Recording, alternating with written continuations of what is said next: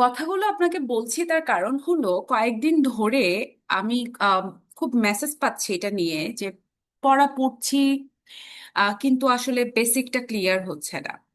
বা আহ, একটা পর্যায়ে যে আমার কাছে মনে হচ্ছে যে আমি অনেক পড়ে ফেলেছি কিন্তু আমার আউটপুট আসছে না। আম, তো এটা নিয়ে আমি সবসময়ের জন্য কথা বলছি। তো এর আগেও আমার একটা ভিডিও আছে এটা নিয়ে, আপনারা চাইলে সেই ভিডিওটাও দেখে আসতে পারেন। তো আজকের কথা বলার উদ্দেশ্য হচ্ছে, যেমন আপনাকে আমি একটা র্যান্ডম নাম্বার দিলাম, তাই না? এখন আমি যদি আপনাকে বলি র্যান্ডম নাম্বারটা মনে রাখতে, এবং ধরেন এই নাম্বারের সংখ্যা যদি প্রায় আম 70টা হয়, তাহলে আপনি কি করবেন? স্বাভাবিকভাবেই আপনি মুখস্থ করার চেষ্টা করবেন, এবং মুখস্থ করার পরে আপনি সেটা 3 দিন, 4 দিন, 5 দিন বা 1 মাস মনে রাখতে পারলেন। তারপর তারপর কিন্তু আপনি সেটা ভুলে যাবেন, এবং এখান থেকে আপনার শুরু হবে হতাশা। এখন ধরেন আমি যদি আপনাকে বলি যে এই যে আমি আপনাকে 70টা শব্দের সংখ্যার একটা নাম্বার দিয়েছি, বা যদি ধরেন আমি আপনাকে বলি যে আমি আপনাকে যেই নাম্বারগুলো দিয়েছি তার ভেতরে একটা ব্যাংক অ্যাকাউন্টের নাম্বার আছে, এবং যেখানে প্রায় সে এক্সাম্পল যে অনেক টাকা আছে, হ্যাঁ, তখন আপনি কি করবেন? আপনার কিন্তু কথাটা মনে থাকবে, শব্দটা মনে থাকবে। বা ধরেন আমি আপনাকে যে 3টা শব্দ বলেছি, বা ধরেন আরো কিছু যদি শব্দ দিয়ে বলি যে এটা একটা সিক্রেট কি, এটা দিয়ে আপনি একটা মানুষের লাইফ বাঁচাতে পারবেন, তাহলে কি হবে? খুব মজা লাগছে তাই না? মনে হচ্ছে থ্রিলার টাইপের কোনো কিছু, না থ্রিলার না। এখানেই হচ্ছে ব্যাপারটা। কথা হচ্ছে যে আপনি যদি সঠিকভাবে বুঝে কোনো কিছু পড়েন, তাহলে সেটা অবশ্যই মনে থাকবে। এবং এই সঠিকভাবে বুঝে পড়ার লিমিটেশন কতখানি আপনাকে বুঝে পড়তে হবে, বেসিকের কোন জায়গাটাতে আপনাকে যেতে হবে। ব্যাপারটা হলো যে এটার আসলে কোনো সদুত্তর নাই। কারণ আমাদের মেডিকেল নলেজ আমরা অনেকগুলো বছর ধরে পড়েছি, আমরা অনেক কঠিন কঠিন পরীক্ষা দিয়েছি বাংলাদেশে, বা আমরা যারা এখন মেডিকেল স্টুডেন্ট তারা কিন্তু অনেক কঠিন কঠিন পড়াগুলো পড়ছি। তো এই প্রসেসের মধ্যে আমরা অনেক ইনফরমেশন গেইন করেছি, কিন্তু এই ইনফরমেশন গুলো আসলে স্ক্যাটার্ড, অনেক বেশি স্ক্যাটার্ড। তো এর কারণে কি হচ্ছে, আপনার কাছে এটার একটা টোটাল আকৃতি নাই। যেই আকৃতি দিয়ে, যেমন আমরা যখন একটা ছবি দেখি, যেমন ধরেন আমরা পাবলো পিকাসোর একটা ছবি দেখলাম।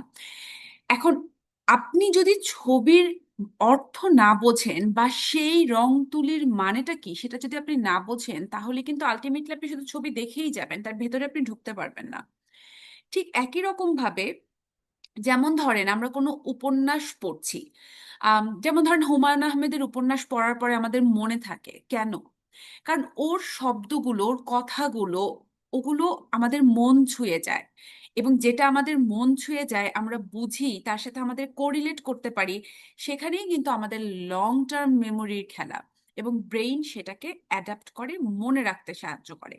তো কথাগুলো বললাম এর কারণ হলো, ধরেন আপনি আজকে কার্ডিয়াক সাইকেল পড়ছেন।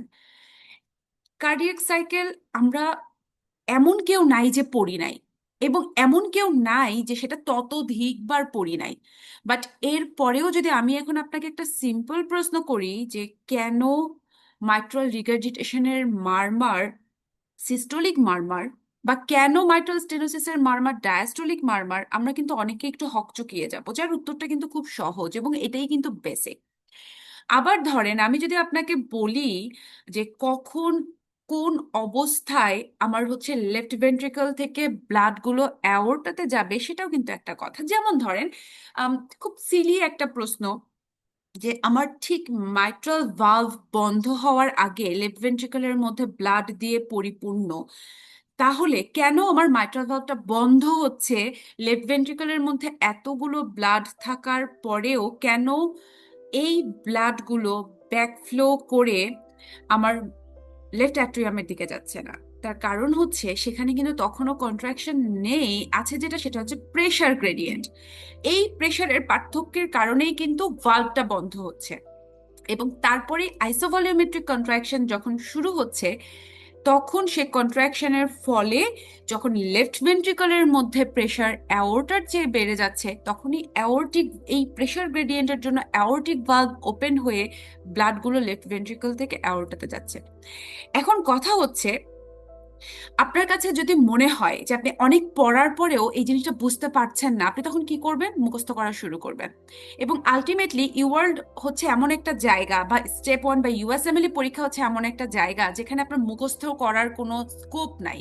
আপনি যদি মুখস্থ করেও থাকেন, হ্যাঁ মুখস্থ আমাদের করতে হবে, মেমোরাইজেশন আমাদের করতে হবে, অবশ্যই সেটা লাগবে, কিন্তু সেটা যদি আপনি না বুঝে করেন, তাহলে আপনার যে রেসিডুয়ালটা তৈরি হওয়ার কথা সেটা তৈরি হবে না, এবং এক্সাম ডুয়েবল হবে না।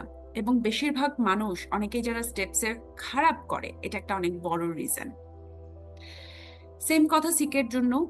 তো এখন আমি যেটা বলতে চাচ্ছি আপনাদেরকে সেটা হলো, আমি কখনোই মনে করি না যে একজন মেন্টরের প্রয়োজন আছে এই পরীক্ষাগুলো দেওয়ার জন্য, কিন্তু আপনাকে অবশ্যই অতখানি রেজিডুয়াল নলেজ তৈরি করতে হবে যে রেজিডুয়াল নলেজের মাধ্যমে আপনি আপনার নলেজটা কোয়েশ্চেনের মধ্যে অ্যাপ্লাই করে এক্সামটাকে ডুয়েবল করবেন।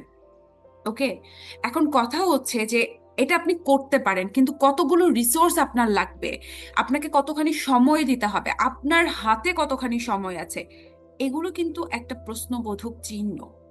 যদি আপনি অল্প সময়ের মধ্যে আপনি যদি জিনিসগুলো বুঝতে চান, তাহলে আপনাকে অবশ্যই কারো সাহায্য নিতে হবে। সেটা হতে পারে কোনো সিনিয়র, সেটা হতে পারে আপনার কোনো রিডিং পার্টনার, কলিগ, যেই হোক না কেন।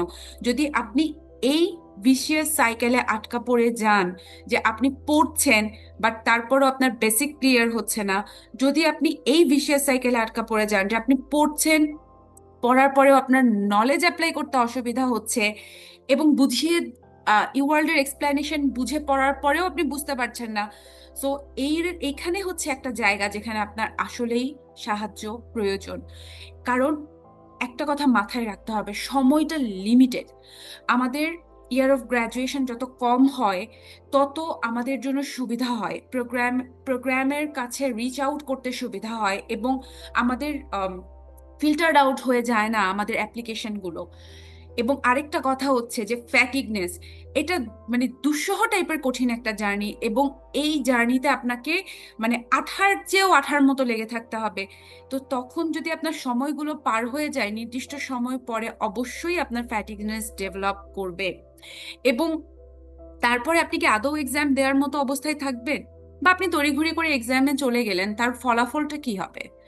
কাজেই সঠিকভাবে, সঠিক নিয়মে পড়াশোনা করার কোনো বিকল্প নাই, বেসিক তৈরি করে, রেজিডুয়াল তৈরি করে পড়াশোনার কোনো বিকল্প নাই। কাজে আপনি কোন পর্যায়ে আছেন সেটা আপনাকে বুঝে আপনার সুবিধার জন্য যেটা দরকার সেটা সেইভাবে আপনাকে এগোতে হবে। কারণ মনে রাখতে হবে, জার্নিটা ডেফিনেটলি এক্সপেন্সিভ, বাট এটা একটা ইনভেস্টমেন্ট, এবং এই ইনভেস্টমেন্ট আপনি একদিনে করছেন না, এবং এগুলোর অনেকগুলো স্টেপস আছে, এবং প্রতিটা ধাপে আপনাকে শিখে শিখে পরের জার্নিতে যেতে হবে। ঠিক আছে? তো যেমন আমি এখন রেসিডেন্সি করছি, আমার কাছে মনে হয় যে আমি যে রেসিডেন্সিটা করছি এখন আমি অনেক কিছু শিখছি, এবং এই শেখার জন্য আমার কাজে দিয়েছে আমার প্রিভিয়াস নলেজ, প্রিভিয়াস ধাপগুলো। আমি যদি ওটা পার করে না আসতাম, তাহলে এখন রেসিডেন্সিতে আমার জন্য শেখাটা ডিফিকাল্ট হয়ে যেত। কাজেই আপনি কোথায় আছেন নিজেকে যাচাই করুন, সঠিকভাবে বুঝুন। যদি মনে করেন আপনার কারো সাহায্য লাগবে, তাহলে সাহায্য নিন, কিন্তু সঠিক সময়ে পরীক্ষাটা দিন, ফ্যাটিগ হয়ে যাওয়ার আগে পরীক্ষাটা দিন। আর ভালোভাবে বুঝে, নলেজ অ্যাপ্লাই করে, কোয়েশ্চেনগুলো ভালো করে পড়াশোনা করার পরে, এনবিএমই তে ভালো স্কোর আসার পরে তারপরে পরীক্ষা দেওয়ার জন্য প্রস্তুতি নিন।